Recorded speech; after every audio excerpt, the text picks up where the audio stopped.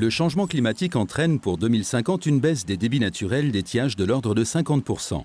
Les gestionnaires des ressources en eau acceptent cette perspective et décident de s'en tenir à cette baisse. Ils créent 75 millions de mètres cubes de nouvelles réserves pour combler le déficit historique et assurer ce débit minimum 8 années sur 10. Le soutien des étiages se fait par ailleurs grâce à 120 millions de mètres cubes issus de réserves hydroélectriques existantes en amont.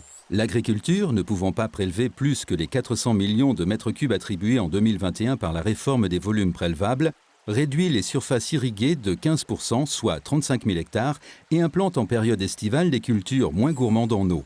Les usagers domestiques économisent l'eau et les gestionnaires limitent les fuites des réseaux d'eau potable, compensant l'augmentation de la demande due à la hausse de la population.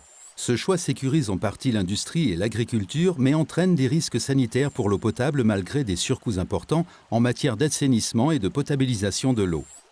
Les principales conséquences socio-économiques sont, au-delà du financement des réserves en eau et du coût des soutiens d'étiage, des pertes limitées pour l'agriculture et une très forte baisse des activités nautiques et de la pêche.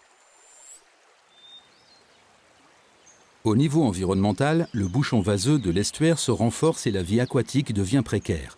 Disparition des poissons migrateurs et des zones humides, bouleversement de la végétation des berges et des paysages de bord de cours d'eau, non-dilution des polluants, augmentation des températures, baisse de la disponibilité en oxygène.